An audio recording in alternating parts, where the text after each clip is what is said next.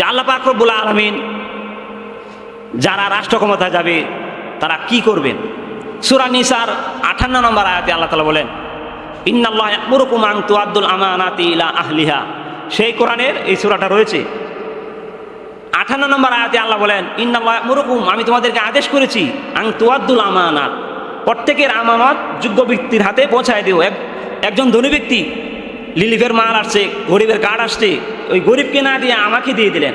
আমার তো লক্ষ লক্ষ টাকা আছে, আমার ইনভেস্ট আছে, আমি চাকরি করি 50,000 টাকা মাসে, আমি সেটা খাওয়ার উপযুক্ত নয়, অথচ দল টিকিয়ে রাখার জন্য, ক্ষমতার চেয়ার টিকিয়ে রাখার জন্য আমাকে দিয়ে দিলেন।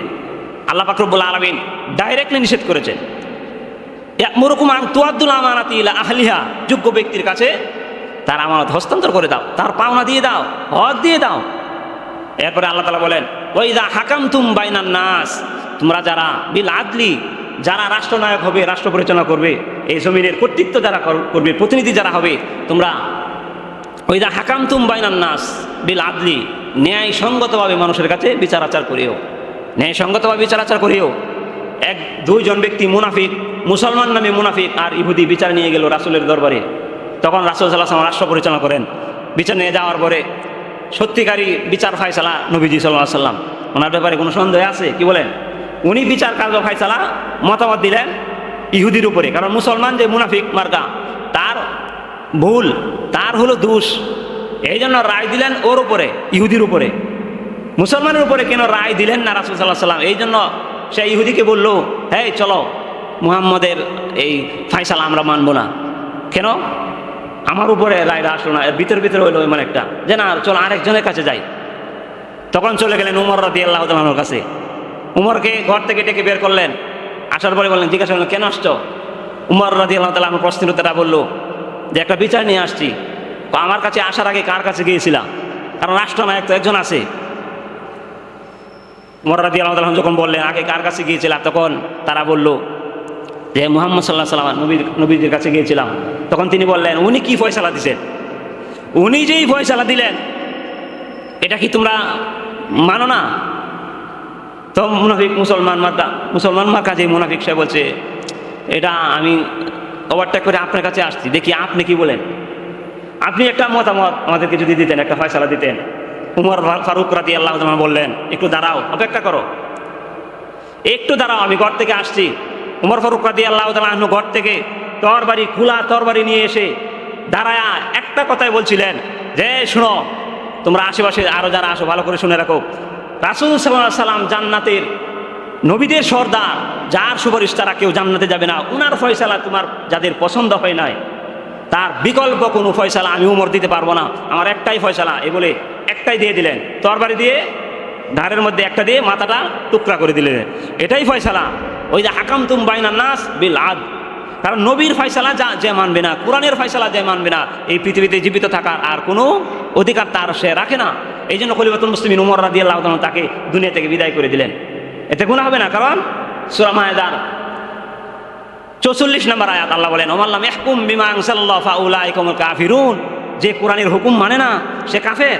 আর কাফেরকে হত্যা করা ইসলাম সমর্থন করে, বেঈমানকে হত্যা করা ইসলাম সমর্থন করে, কিন্তু মুসলমানকে হত্যা করা সমর্থন করে না। আর হত্যা করলেও ন্যায়সঙ্গত কারণ থাকতে হবে। একটা কারণে তো হত্যা করছে তাকে, কি বলেন? কারণেই হত্যা করছে। চোর ডাকাত এগুলি থাকবে না, ইসলামী রাষ্ট্র কায়েম হলে এগুলি থাকবে না। আপনি নিশ্চিন্তা করে এই ঘুমাইতে পারবেন।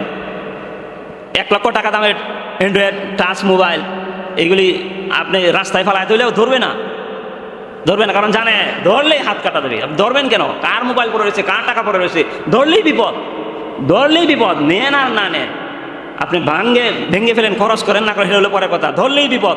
এই জন্য কেউ ধরবে না। কারণ আপনার মোবাইল আছে, আমারও আছে, ওইটা দেখে আমার লোভ দরকার কি? কে বলেন? এত লোভ করা ভালো না। আর লোভটা তখনই দূর হবে যখন কোরআনের শাসন চালু হবে। মুহতারাম হাজিরিন, আল্লাহ পাক রব্বুল আলামিনের আইন অনুযায়ী, নিয়ম অনুযায়ী, হুকুম অনুযায়ী রাসূল সাল্লাল্লাহু আলাইহি ওয়াসাল্লাম জীবন পরিচালনা করেছেন। উমর রাদিয়াল্লাহু তাআলা একদিন মসজিদে নববীতে বসে এভাবে বক্তব্য দিচ্ছেন। হঠাৎ করে এক গ্রাম্য ব্যক্তি দাঁড়ায় বললেন, হে উমর দাঁড়ান, আমার একটা প্রশ্ন আছে। কি প্রশ্ন? চমৎকার একটা ঘটনা, শিক্ষণীয় ঘটনা বলছি। আমার প্রশ্ন হলো যে, আমরা প্রত্যেকেই বাইতুল মাল থেকে আমাদেরকে একটা করে চাদর দিয়েছেন, আপনার শরীরের মধ্যে 2টা চাদর কেন? একটা দিয়ে কাপড় বানাইলেন আর একটা শরীরের মধ্যে রেখে দিলেন। সকলেই তো অবাক হয়ে গেল, হাইরে প্রশ্ন করার তো সাহস আমাদের নাই, উনি করছেন তো ঠিকই করছেন। আর শরীরের মধ্যে যখন বাসন দিচ্ছেন, কুদ্দা দিচ্ছেন, তার শরীরে আসলেই দুইটা চাদর ছিল। কিভাবে ছিল এটা তো উনি জানে না, উনি প্রশ্ন করছে। এই জন্য এখানে একটা শিক্ষা, বাক শক্তি, প্রশ্ন করার অধিকার আছে, অধিকার আছে, কিন্তু আমাদের প্রেক্ষাপটে তো অধিকার নাই, বাক শক্তি রুদ্ধ করে নিয়েছে। কোরআনের ব্যাপারে, যে কোনো ব্যাপারে বাক শক্তি থাকতে হবে, এটা ইসলামী মানব অধিকার, ইসলাম সমর্থন করে। কিন্তু পশ্চিমারা সেটা সমর্থন করে না, নাস্তিক্যবাদী যারা তারা সমর্থন করে না। হ্যাঁ, চুপ, কোন কথা বলবেন না। পৃথিবীতে যত রাষ্ট্র আছে, 100-200-র উপরে রাষ্ট্র আছে, কতটা রাষ্ট্রের মধ্যে মহিলা পাবে? না, হাতে গোনা কয়েকজন আছে। তো যাই হোক, রাসূল বলেন লা ইউফলিহু কওমুন, ওই জাতি কখনো সফলতা অর্জন করতে পারবে না যে জাতির মহিলাদেরকে নেতৃত্বের আসনে, ক্ষমতার আসনে বসাইল। মুহতারাম হাজিরিন, আবু বকর রাদিয়াল্লাহু তাআলা আনহু কিভাবে রাষ্ট্র পরিচালনা করেছেন? সহিহ বুখারীর 2386 নম্বর হাদিস, কুল্লুকুম রাঈন ওয়া কুল্লুকুম মাসউলুন আন রাইয়াতিহি। রাসূল সাল্লাল্লাহু আলাইহি ওয়াসাল্লাম বলেন, শুনো, তোমরা প্রত্যেকেই দায়িত্বশীল, এই দায়িত্ব সম্পর্কে তোমাদেরকে জিজ্ঞাসাবাদ করতে হবে। দায়িত্ব কিভাবে পালন করেছ? আবু বকর রাদিয়াল্লাহু তাআলা আনহু সেই চিন্তায় উনি যখন মৃত্যুবরণ করলেন, বাইতুল মালের মধ্যে কিচ্ছুই বাকি নাই, মাত্র 1 দিরহাম বাকি আছে। উমর রাদিয়াল্লাহু তাআলা তালাশ করলেন যে দেখি কিছু আছে কিনা, খুঁজে তালাশ করে 1 দিরহাম পাইলেন। আর আমাদের বর্তমান অবস্থা, ঘরের মধ্যে কত কিছু পাওয়া যায় আপনারা তো জানেন, কোটি কোটি টাকার মাল পাওয়া যায়। খলিফাতুল মুসলিমিন আবু বকর উমর, ওনারা যখন মারা গেছেন, ঘরের মধ্যে তালাশ করে কোনো কিছু পায় নাই, যা আসছে সব দিয়ে দিয়েছে গরিবদের মধ্যে বন্টন করে, মাত্র 1 দিরহাম বাকি আছে।